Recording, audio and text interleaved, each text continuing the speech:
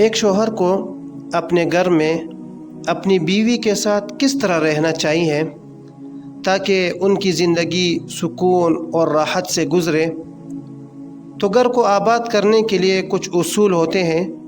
اگر ان کے مطابق زندگی انسان گزارے تو گھر آباد ہو جاتے ہیں، اور جہاں کوئی اصول ہی نہ ہو، کوئی قانون ہی نہ ہو، تو وہ گھر کبھی آباد نہیں ہو سکتے۔ خاوند حضرات کو یہ بات اچھی طرح یاد رکھنی چاہیے کہ دنیا کی ہر عورت کو اپنی شادی شدہ زندگی میں 3 چیزوں کی ضرورت ہوتی ہے۔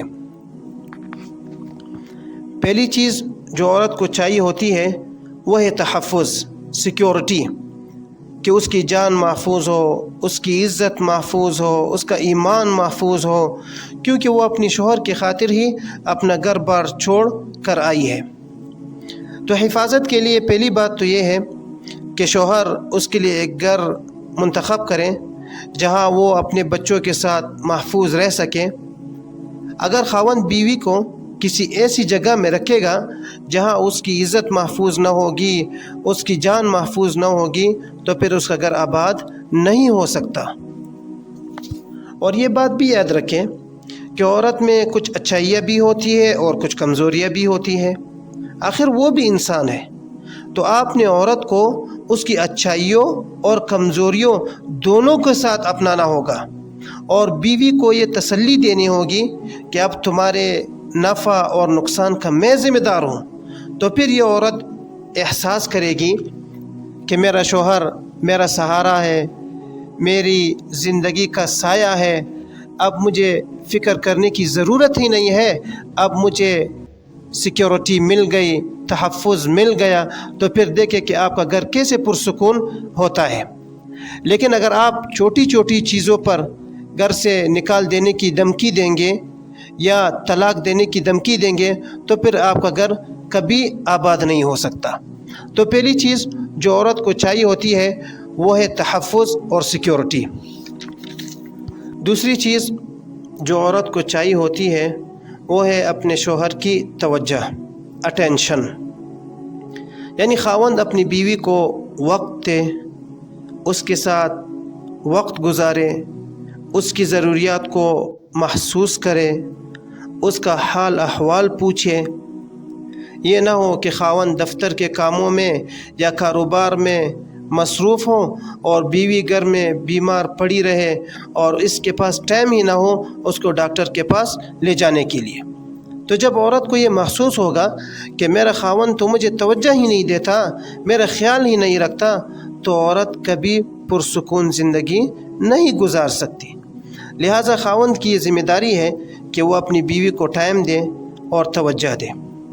دیکھیں زندگی کی کتنی باتیں ہوتی ہیں جو ایک بیوی نے اپنے خاوند سے کرنی ہوتی ہے، لیکن خاوند کبھی کاروبار میں مصروف ہوتا ہے، کبھی دفتر میں مصروف ہوتا ہے، اور وہاں سے جب واپس آتا ہے تو بیوی بیچاری نے اتنی باتیں سوچی ہوتی ہیں کہ آج یہ خاوند کے ساتھ شیئر کروں گی، مگر شوہر گھر آ کر کھانا کھا کر سو جاتا ہے۔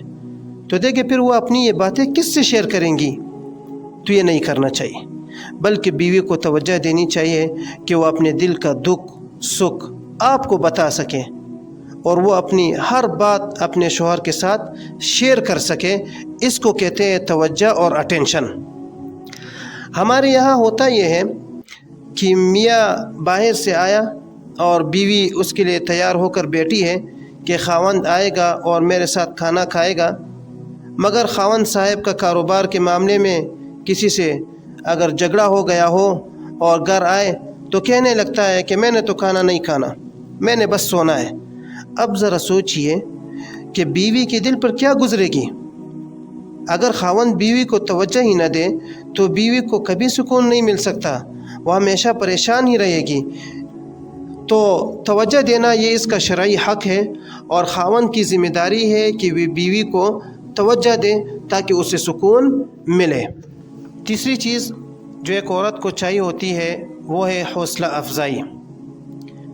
وہ کہتے ہیں کہ جب میں خاوند کے لیے ہر چیز کی حفاظت کرتی ہوں، ہر چیز کا خیال رکھتی ہوں، اور خاوند جو کہتا ہے میں مانتی ہوں، تو جب میں کوئی اچھا کام کروں تو پھر اسے میری تعریف کرنی چاہیے۔ جب بیوی کے اچھے کام کرنے پر خاوند اس کی پرواہ ہی نہ کرے، نہ اس کی تعریف کرے، تو پھر بیوی کو سکون نہیں ملتا۔ بیوی اس کے لیے اچھے اچھے کھانے پکاتی ہے، یہ کھا تو لیتا ہے مگر اس کی تعریف نہیں کرتا، حوصلہ افزائی نہیں کرتا، تو پھر اس کا دل ٹوٹ جاتا ہے۔ اس لیے تعریف یہ انسان کی فطرت میں داخل ہے۔